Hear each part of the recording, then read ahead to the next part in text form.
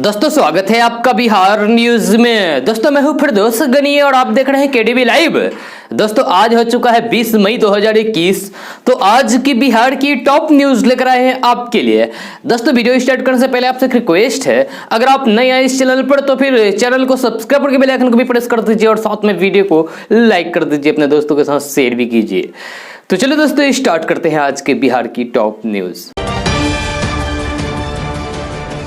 दोस्तों बिहार के सरकारी स्कूलों से मैट्रिक इंटर पास होने वाले छात्रों के लिए बड़ी खबर सामने आ रही है। मिली जानकारी के मुताबिक जो छात्र फर्स्ट डिवीजन से मैट्रिक इंटर पास हुए हैं उन्हें 10-10 हजार रुपए दिए जाएंगे। इसको लेकर आदेश भी जारी कर दिया गया है। खबर के मुताबिक मैट्रिक फर्स्ट डिवीजन से पास हुए सभी वर्ग के 1,65,000 छात्रों के खाते में ये राशि भेजी जाएगी। वहीं साल 2021 में इंटरमीडिएट पास अविवाहिता करीब 4 लाख छात्रों के खाते में 400 करोड़ की राशि भेजी जाएगी। आपको बता दें कि बिहार सरकार मैट्रिक फर्स्ट डिवीजन से पास करने वाले सभी छात्रों को हर साल 10-10 हजार रुपए देती है, जबकि मुख्यमंत्री कन्या उत्थान योजना के तहत सभी अविवाहिता छात्रों को 10-10 हजार रुपए की राशि दी जाती है। मिली जानकारी के अनुसार 2 दिनों में सभी छात्र छात्राओं के बैंक अकाउंट में पैसे भेज दिया जाएगा। इसको लेकर विभाग की ओर से पूरी तैयारी कर ली गई है। यह बहुत जल्द छात्रों के अकाउंट में पैसा पहुंच जाएगा।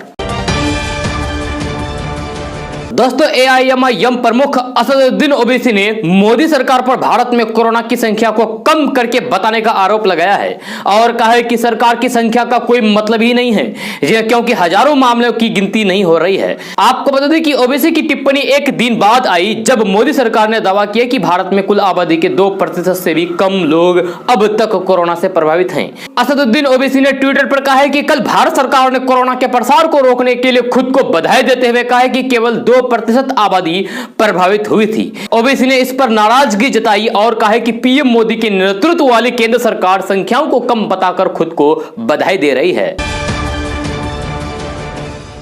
दोस्तों कोरोना को देखते हुए मजदूर वर्ग के लोगों के कामकाज छूट गए हैं। ये लॉकडाउन लग जाने की वजह से मजदूरों को 2 वक्त के भोजन सही से नसीब नहीं हो रहे हैं। विपदा की इस घड़ी में वैसे जरूरतमंदों को कम्युनिटी किचन का पूरा फायदा तभी मिलेगा जब किसी भी जिले के महत्वपूर्ण जगहों पर कम्युनिटी किचन की संख्या में बढ़ाई जाए। ये जानकारी हम नहीं बल्कि किशनगंज के सांसद डॉक्टर जावेद आजाद ने दी है। उन्होंने बताया है कि किशनगंज संसदीय क्षेत्र के कुछ इलाके पूर्णिया जिला में भी पड़ते हैं। इस वजह से दोनों जिले के डीएम से पहले से चली आ रही कम्युनिटी किचन के अलावा सभी प्रखंड के महत्वपूर्ण जगहों पर कम्युनिटी किचन की व्यवस्था करने की मांग की गई है, जिससे कि सभी जरूरतमंद लोगों को संकट के समय में कम्युनिटी किचन का लाभ प्राप्त कर सके। इसके लिए कई जगहों को चिन्हित भी किया गया है। इसके अंतर्गत किशनगंज जिला के नगर परिषद क्षेत्र में लाइन उर्दू मध्य विद्यालय के साथ मोतीबाग मध्य विद्यालय और पोठिया प्रखंड में छत्तरगाछ आजाद नगर और दामलबाड़ी हाट में कम्युनिटी किचन खुले हैं। वही ठाकुरगंज प्रखंड में पोआखली, गलगलिया और दिगल बैंक प्रखंड में हरुआ डांगा के साथ दिगल बैंक हाट में कम्युनिटी किचन की जरूरत महसूस की जा रही है। टेरागाछ प्रखंड में मटियारी, टेरागाछ हाई स्कूल और बहादुरगंज प्रखंड में गांगी हाट और लोहागारा को शामिल किया जाना जरूरी है। जबकि कोचा धमन प्रखंड में बरबट्टा, बिशनपुर और सोनता हाट में भी कम्युनिटी किचन की जरूरत है। वही पूर्णिया जिला के 4 प्रखंड किशनगंज संसदीय क्षेत्र का हिस्सा है। इस वजह से बैसा प्रखंड में रौटा, सिरसी, कुट्टी और अमौर प्रखंड में बड़ा ईदगाह, मछटा, गेरुआ चौक में कम्युनिटी किचन व्यवस्था हो। साथ ही बायसी प्रखंड के मीनापुर, खपरा, चरिया और डगरवा प्रखंड के टोली, दयारपुर के साथ मथोर में भी कम्युनिटी किचन बनाए जाए, जिससे कि सभी प्रखंड के जरूरतमंद लोगों को अपने निकटवर्ती क्षेत्र ही कम्युनिटी किचन का लाभ प्राप्त हो सके। दोस्तों भारत की आधी आबादी कितनी सुरक्षित है ये तो सभी जानते हैं। कोई ऐसा दिन नहीं गुजरता है जब हम ऐसी खबरें नहीं सुनते हैं कि किसी महिला के साथ दुराचार किया गया हो या फिर दहेज के लिए किसी महिला की बलि चढ़ा दी गई है। इस तरीके के कुकृत्य को अंजाम देने वाले दरिंदे को समाज और पुलिस किसी का भी डर नहीं होता है, ये तो सभी समझते हैं। ऐसे ही विकृत मानसिकता वाले लोगों ने गोपालगंज में एक बेटी को हवस का शिकार बनाया है। इससे भी मन नहीं भरा तो उसका वीडियो वायरल कर दिया, जिससे आहत होकर पीड़ित लड़की ने खुदकुशी कर ली। ग्रामीणों ने बताया है कि कुचायकोट थाना क्षेत्र की रहने वाली किशोरी खेतों की ओर से आ रही थी, जहां रविवार को उसी के गांव के 2 युवकों ने पकड़ लिया और मिट्टी के गड्ढे में ले जाकर बारी बारी से उससे दुराचार किया। जहां दरिंदों ने इसका वीडियो भी बनाया और मंगलवार को वीडियो वायरल कर दिया। जहां इतना ही नहीं, बदमाशों ने लड़की के भाई के मोबाइल पर भी वीडियो भेज दिया। जहां इस घटना का पता चलते ही आहत होकर पीड़िता ने यानी कि पीड़िता लड़की ने आत्महत्या कर ली। जहां मंगलवार की सुबह उसके घर में कोई नहीं था। इसी दौरान आहत लड़की ने घर में साड़ी का फंदा बनाया और उसी साड़ी से वो इस दुनिया को अलविदा कर गई। जी हां, पूरा इलाका इस घटना को लेकर शर्मसार है।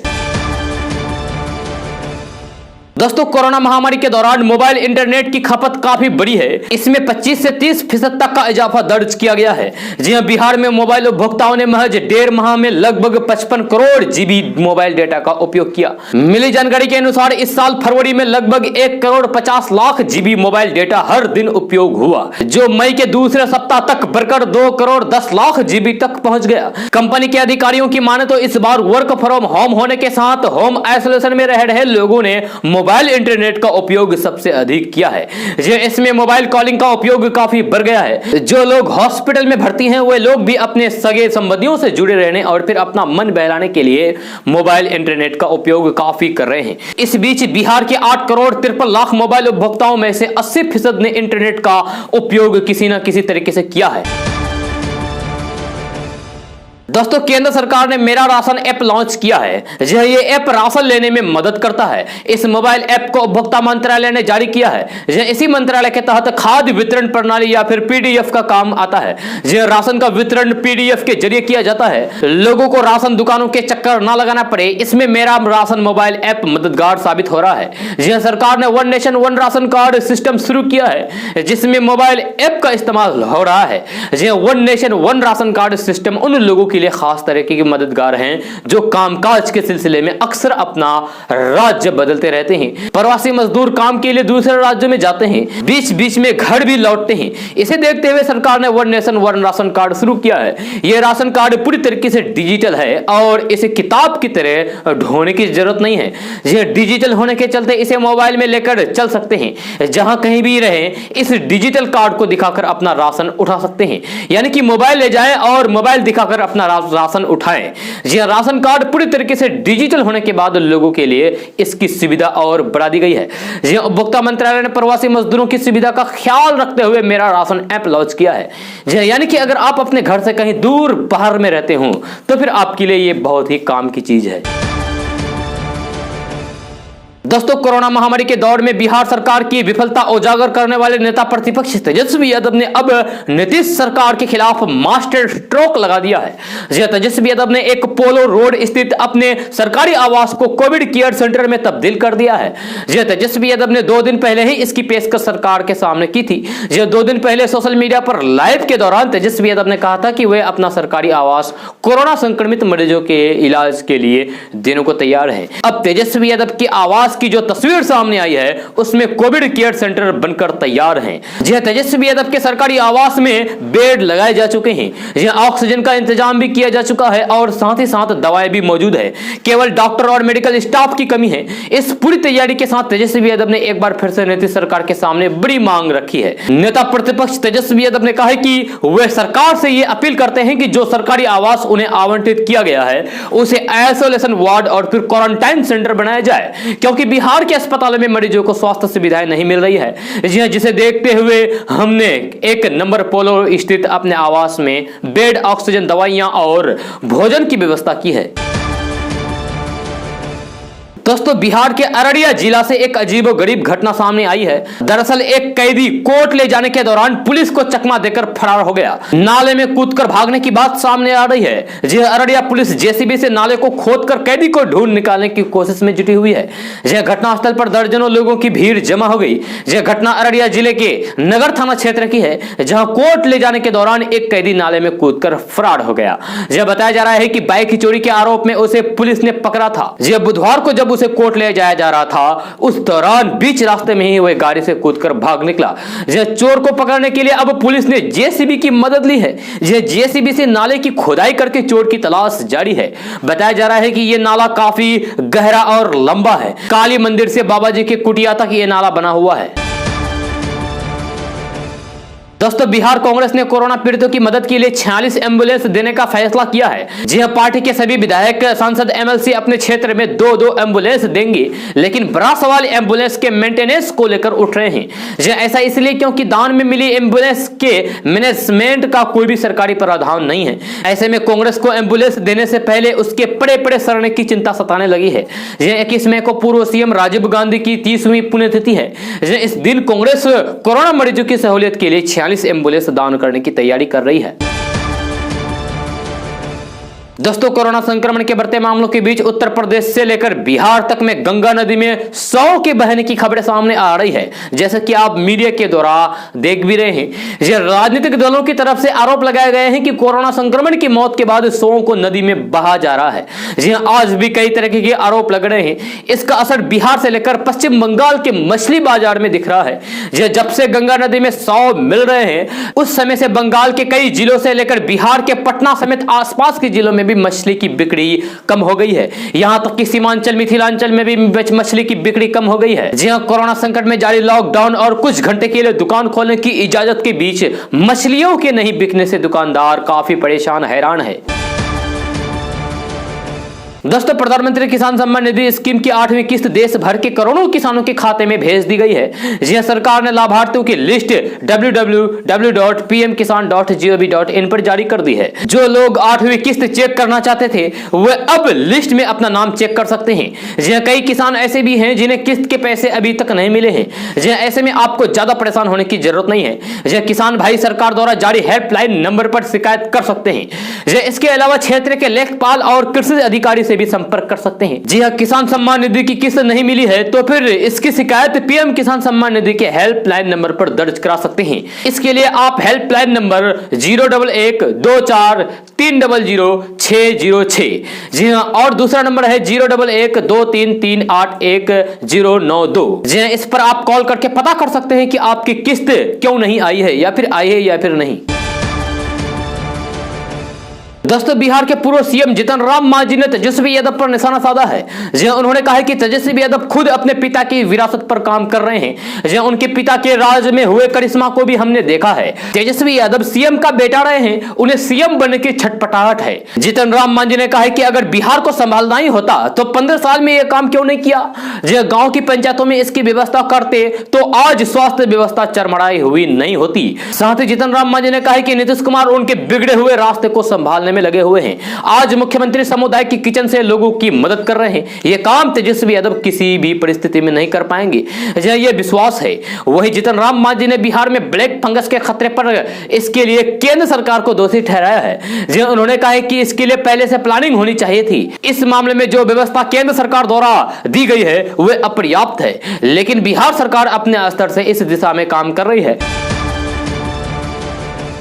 दोस्तों, ऑनलाइन बिल भुगतान की सुविधा तो बिजली विभाग उपभोक्ताओं को पहले से ही देते आ रही है और अब उन्हें खुद से बिजली बिल निकालने की व्यवस्था करा दी है। यह लॉकडाउन के कारण बिजली का बिल घर नहीं पहुंच रहा है, तो इस नई व्यवस्था से परेशानी दूर हो जाएगी। वहीं सेल्फ बिलिंग की सुविधा प्रदान करने से पहले उपभोक्ताओं की रीडिंग से जुड़ी शिकायतें भी समाप्त हो सकेगी। दरअसल लॉकडाउन के दौरान मीटर रीडर का घर घर जाना संभव नहीं है, इस कारण उपभोक्ताओं को बिजली बिल जनरेट करने का विकल्प उपलब्ध कराया है। बिजली उपभोक्ता सुविधा ऐप के माध्यम से अपना बिल जनरेट कर सकेंगे। ऑनलाइन भुगतान भी इस ऐप से घर बैठे कर पाएंगे। अंतिम बिल जारी होने के 35 दिन पूरा होने पर बिजली बिल बनाने का प्रावधान है। बिजली विभाग मिस कॉल करने पर बिल उपलब्ध कराने की भी सुविधा दे रहा है। यह बिजली बिल मोबाइल पर मिलेगा। इसके लिए केवल 7666008833 पर मिस कॉल करना होगा। यह सुविधा केवल रजिस्टर्ड नंबर पर उपलब्ध है, इसलिए अपना मोबाइल नंबर रजिस्टर कराएं। जब मिस कॉल करने के बाद तुरंत मोबाइल पर लिंक और फिर ओटीपी आ जाएगा। उसके बाद लिंक पर से बिजली विभाग का आधिकारिक वेबसाइट खुलेगा जहां मोबाइल नंबर रजिस्टर्ड किया जा सकता है। इसके बाद उपभोक्ता इसका लाभ ले सकेंगे, यानी कि आप इसका लाभ ले सकेंगे।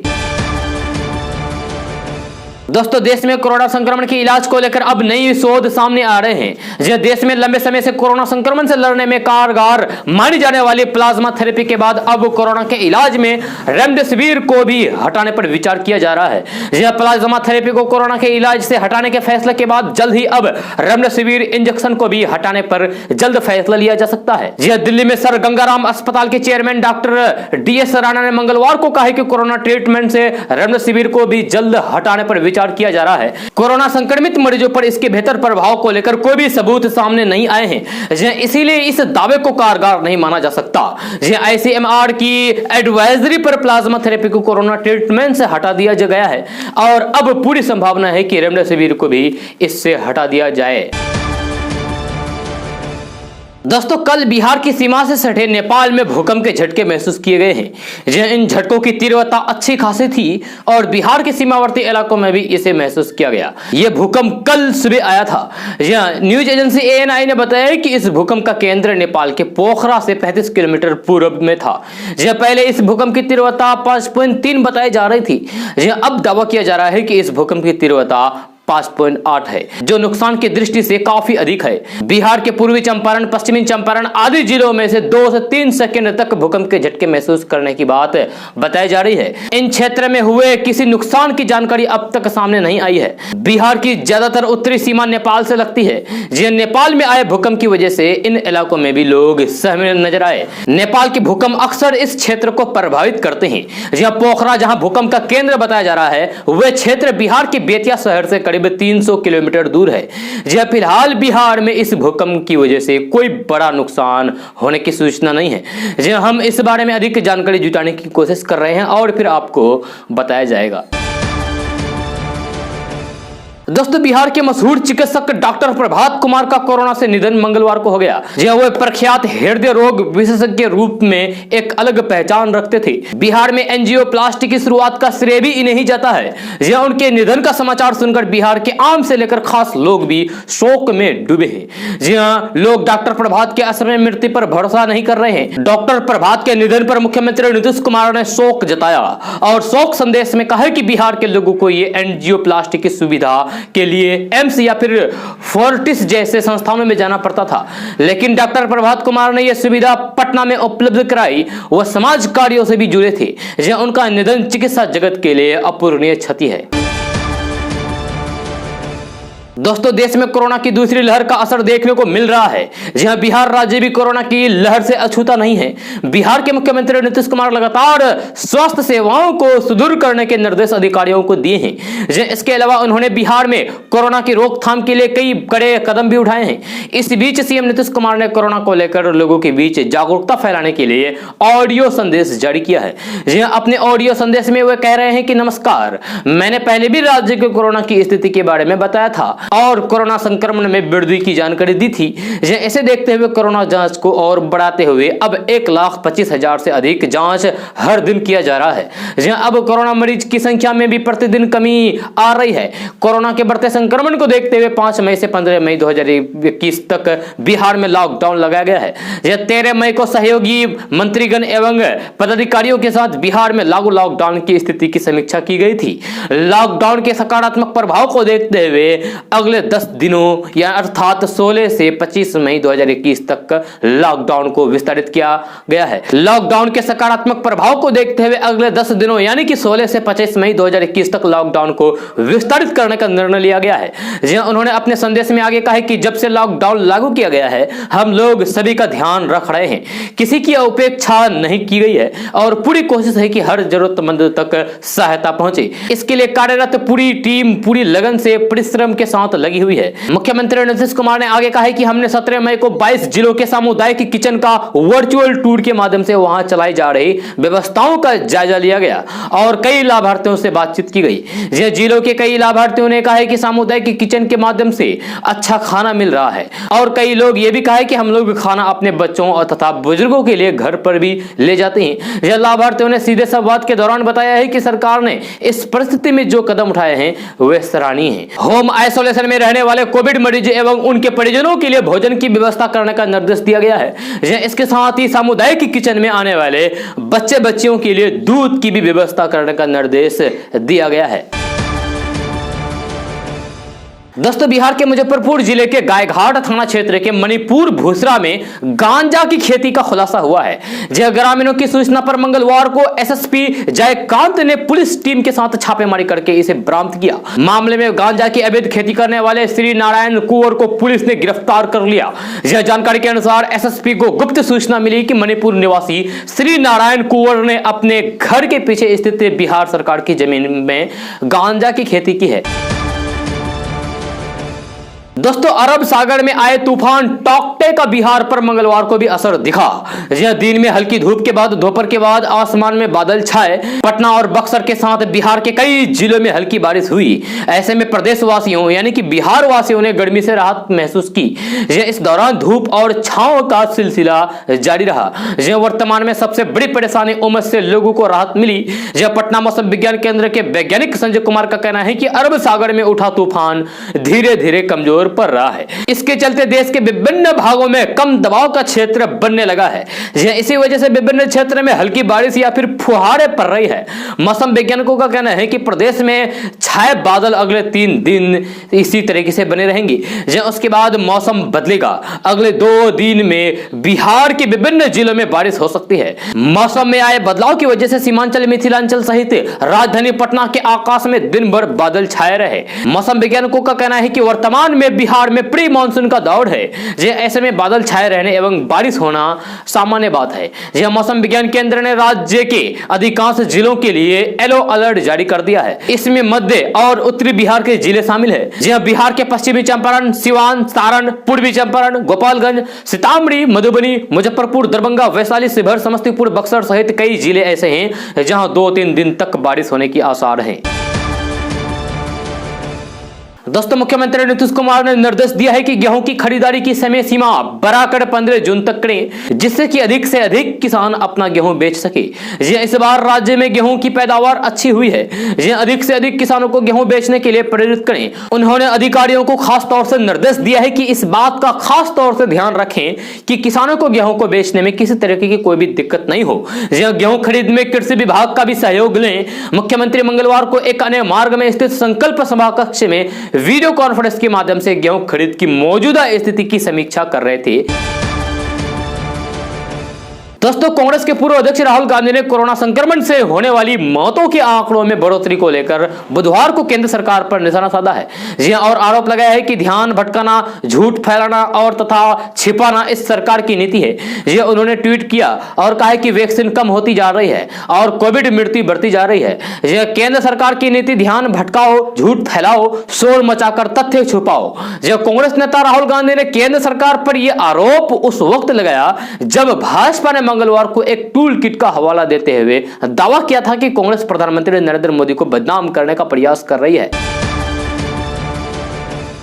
दोस्तों जदयू के प्रदेश अध्यक्ष उमेश कुशवाहा मंगलवार को कहा कि सत्ता कोई पूजा प्रसाद नहीं है जो तेजस्वी यादव को मांगने पर मिल जाएगा। उनकी स्थिति तो यह है कि उनसे अपना विधानसभा क्षेत्र राघोपुर तक नहीं संभल रहा है। वहां गली गली में उनके लापता होने का पोस्टर लगा हुआ है। जदयू के प्रदेश अध्यक्ष उमेश कुशवाहा ने कहा कि सरकार का पूरा सिस्टम और स्वयं मुख्यमंत्री नीतीश कुमार ने कोरोना महामारी काल में जनता को मदद पहुंचाने में अपनी पूरी ताकत झोंक दी है। इसी का परिणाम है कि कोरोना की रफ्तार में अब प्रत्यक्ष कमी देखी जा रही है। यह कोरोना संक्रमितों की संख्या घटने लगी है। यह मुख्यमंत्री की सही रणनीति का ही नतीजा है। वहीं प्रदेश जदयू के मुख्य प्रवक्ता संजय सिंह ने मंगलवार को कहा कि राजनीतिक ड्रामेबाजी में नेता प्रतिपक्ष तेजस्वी यादव का कोई जोर नहीं। यह पहले इंटरनेट मीडिया पर लाइव और अब लेटर पॉलिटिक्स है। संजय सिंह ने कहा कि तेजस्वी यादव के बारे में यह कहा जा सकता है कि महामारी में अवसर तलाशने वाला ऐसा नेता कभी नहीं देखा गया। यह राज्य की जनता उन्हें देखकर अचंभित है। लोकतांत्रिक परंपराओं और संसदीय प्रणाली को तिलांजलि देकर वे फरार है।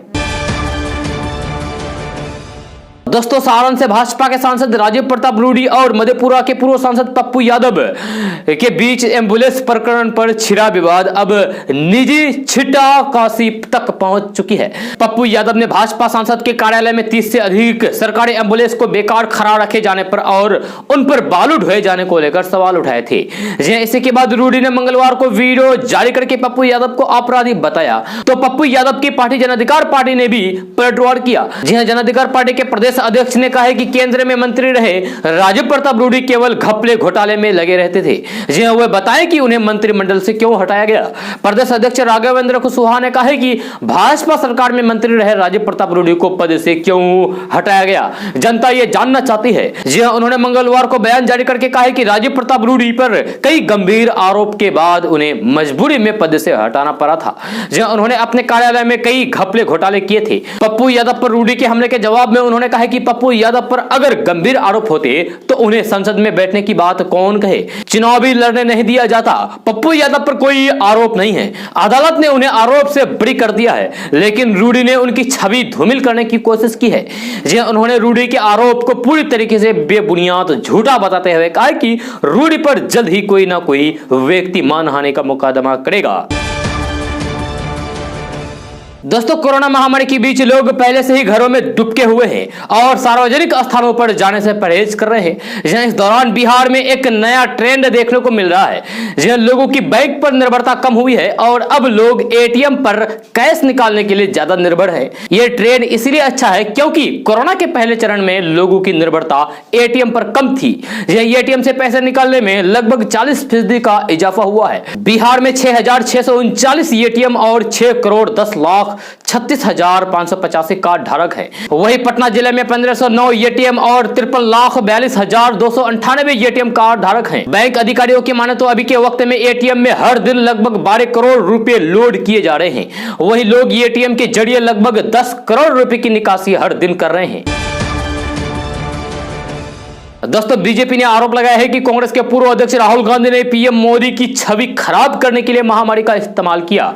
इसके तुरंत बाद कांग्रेस ने पलटवार करते हुए बीजेपी के खिलाफ फर्जी टूल किट का प्रचार करने का आरोप लगाया और कहा कि वह इस मामले में एक एफआईआर दर्ज कराएगी। जहां आपको बता दें कि टूल किट एक प्रकार का दस्तावेज होता है जिसमें अपने अभियान को आगे बढ़ाने के लिए बिंदुवार मुद्दे होते हैं। यह अभियान को धार देने के लिए इन्हीं मुद्दों पर विरोधियों को घेरने के लिए प्रचार प्रसार किया जाता है। हाल ही में किसान आंदोलन के दौरान भी एक टूल किट सामने आया था, यह सब शायद आपको मालूम भी होगा, जिसकी काफी चर्चा भी हुई थी। बीजेपी के राष्ट्रीय प्रवक्ता संबित पात्रा ने मंगलवार को प्रेस कॉन्फ्रेंस करके कहा कि कांग्रेस प्रधानमंत्री नरेंद्र मोदी को बदनाम कर रही है, जिसके जरिए उसने एक टूल किट भी बनाई है। पात्रा ने कहा कि लोग बिलख रहे हैं, लेकिन कांग्रेस सौ और दह संस्कार पर भी राजनीति कर रहे हैं। इसके बाद कांग्रेस ने भी पलटवार करना शुरू कर दिया। कांग्रेस अनुसंधान विभाग के अध्यक्ष राजीव गौरा ने कहा है कि बीजेपी कोविड कुप्रबंधक पर एक नकली टूल किट का प्रचार कर रहे हैं। हम बीजेपी के प्रमुख जेपी नड्डा और संबित पात्रा के खिलाफ जालसाजी के लिए एफआईआर दर्ज कराएंगे। जब हमारा देश कोरोना से तबाह हो रहा है तो राहत देने के बजाय बीजेपी बेशर्मी से जालसाजी कर रही है। दोस्तों, कोरोना संकट काल में बिहार में कोरोना संक्रमित मरीजों की विस्तार से जानकारी लेने, उनके पास तक जरूरी सुविधा पहुंचाने के अलावा मरीजों का ध्यान रखने में होम आइसोलेशन ऐप ने अहम भूमिका अदा की है। जी हां, इस वजह से अब बिहार के इस ऐप को राष्ट्रीय स्तर पर लागू करने का निर्णय लिया गया है। यह बीते दिनों प्रधानमंत्री नरेंद्र मोदी ने देश भर के 9 राज्यों के 46 डीएम के साथ वर्चुअल संवाद किया, यानी कि बातचीत की। इस संवाद के वक्त प्रधानमंत्री नरेंद्र मोदी ने सभी डीएम से अपने क्षेत्र में कोरोना की चुनौतियों और फिर इससे निपटने के तरीकों के बारे में विस्तार से जानकारी ली। इस संवाद के दौरान प्रधानमंत्री नरेंद्र मोदी ने बिहार के आइसोलेशन ट्रैकिंग ऐप को लेकर भी खास चर्चा की। यह संवाद के दौरान पटना के डीएम चंद्रशेखर सिंह ने प्रधानमंत्री नरेंद्र मोदी समेत तमाम जिलाधिकारियों को जानकारी देते हुए बताया कि इस मामले में होम आइसोलेशन ट्रैकिंग ऐप ने अहम रोल अदा किया है। इससे रियल टाइम में कोरोना संक्रमित जोन के बाद होम आइसोलेशन में रहने वाले मरीजों के बारे में जानकारी एक क्लिक से ही मिल जाती है। साथ ही मरीजों के हालात के अनुसार तुरंत उपाय किए जा सकते हैं। जहां बिहार के आइसोलेशन ट्रैकिंग ऐप की जानकारी मिलने पर प्रधानमंत्री नरेंद्र मोदी ने कहा कि ये ऐप पूरे देश के लिए उपयोगी साबित हो सकता है। ट्रैकिंग ऐप के इस्तेमाल आशा कार्यकर्ता फैसिलिटी लेटर के जरिए किया जा सकता है। दोस्तों, इस बार आम की कीमत पिछले साल के मुकाबले काफी कम है। चाहे वह भागलपुर का मालदा आम हो या फिर किशनगंज सीमांचल का सुरजापुरी आम हो, इस बार सभी आम की कीमत पिछले साल के मुकाबले में कम है। भागलपुर का मालदा आम भी अब पटना के बाजार में आ गया है। इसका थोक भाव 50 रुपए प्रति किलो खुला है। ये अन्य सालों की तुलना में 20 से 30 रुपए कम है। सबसे पहले ओडिशा से मालदा आम की आमद शुरू हुई थी। इसका भाव 100 रुपए किलो खुला था। इसके बाद पश्चिम बंगाल के मालदा थोक फल मंडी बाजार समिति में आया और इसका थोक भाव 60 रुपए किलो खुला। जी अब भागलपुर का मालदा आम भी बाजार में आ गया है और इसका थोक भाव 50 रुपए किलो खुला है। दोस्तों बिहार में साइबर अपराधियों के खिलाफ जल्द अभियान शुरू होगा। जी कभी बैंक अधिकारियों बनकर ओटीपी छुपाकर खाते से रकम उड़ाना तो कभी लकी ड्रॉ के नाम पर ठगी। वही कोरोना काल में ऑक्सीजन सिलेंडर इंजेक्शन से लेकर बेड दिलाने के नाम पर ठगी करने के मामले ने पुलिस को परेशान कर रखा है। ऐसे जालसाजों के खिलाफ बिहार की आर्थिक अपराध इकाई लगातार कार्रवाई कर रही है। पिछले एक माह में 3 दर्जन से अधिक जालसाजों को गिरफ्तार किया जा चुका है। इनके बैंक खाते को भी फ्रीज किया गया है। दोस्तों बिहार में कोरोना संक्रमण की रफ्तार अब धीमी पड़ रही है। जी अब राज्य में 21 सैंपलों की जांच के बाद एक पॉजिटिव मरीज मिल रहे हैं, जबकि 30 अप्रैल से लेकर 6 मई तक लगभग 6 सैंपलों की जांच में एक संक्रमित मिल रहा था। अब बिहार में कोरोना संक्रमण दर घटकर 4.65% तक रह गई है, जबकि 30 अप्रैल को यह सबसे अधिक 16.4% थी। लॉकडाउन के दूसरे दिन के बाद से ही संक्रमितों की स्थिति में सुधार देखने को लगा था। 10 मई के बाद तेजी से स्थिति में परिवर्तन आया। स्वास्थ्य विभाग की रिपोर्ट के अनुसार 11 मई को 10 सैंपलों की जांच में एक संक्रमित मिल रहा था, जबकि 11 मई से ये आंकड़ा घटकर 21 में चला गया था। जब सुधार की स्थिति 11 मई से दिखने लगी है। सिर्फ 8 दिनों में यह अनुपात बढ़कर 2 गुना हो गया, यानी कि करीब 21.5 सैंपलों की जांच में एक कोरोना संक्रमित मरीज मिलने लगा। दोस्तों कोरोना संक्रमण की दूसरी लहर ने बिहार के ग्रामीण क्षेत्रों को भी अपनी चपेट में ले लिया है। बिहार में ग्रामीण इलाकों से बड़ी संख्या में कोरोना संक्रमित मरीज शहरों के अस्पतालों में आ रहे हैं। जहां हालात बिगड़ते देखकर बिहार सरकार ने डोर टू डोर सर्वे करने का फैसला किया है। जब बिहार के स्वास्थ्य मंत्री मंगल पांडे ने सोमवार को बताया है कि कोरोना की पहली लहर गाँव तक नहीं पहुंची थी, लेकिन दूसरी लहर गाँव में तेजी से पैर पसारने लगी है।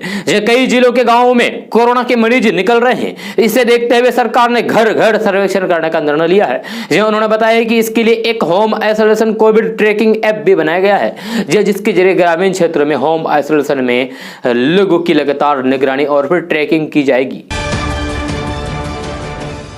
दोस्तों बिहार के मुजफ्फरपुर जिले के सकरा प्रखंड में पिछले 27 दिनों में 36 लोगों की मौत के बाद अब दहशत का माहौल है। जहां ग्रामीण चिंतित है कि मौत कोरोना संक्रमण के कारण हो सकती है। हालांकि स्थानीय प्रशासन ने इनके दावे का खंडन किया है। यह मामला मुजफ्फरपुर के सकरा प्रखंड के सरमस्तपुर पंचायत से सामने आया है, जहां हाल ही में खांसी और बुखार जैसे लक्षणों के बाद कई लोगों की जान चली गई। यह दहशत के चलते अब गांव की सड़कें सुनसान नजर आ रही है। एक स्थानीय लोग ने बताया कि कम समय में 36 लोगों की मौत हो गई और आने वाले दिनों में यह संख्या बढ़ सकती है, क्योंकि कई लोग और बीमार हैं। दोस्तों आज का न्यूज़ बस यहाँ तक। कैसा लगा जरूर अपना सुझाव दीजिएगा नीचे कमेंट बॉक्स में कमेंट करके। अगर आप नए आए इस चैनल पर तो फिर चैनल को सब्सक्राइब करके बेल आइकन को भी प्रेस कर दीजिए और साथ में वीडियो को लाइक कर दीजिए, अपने दोस्तों के साथ शेयर भी कीजिए। तो चलो दोस्तों फिर मिलते हैं अगले वीडियो में। जय हिंद, जय बिहार।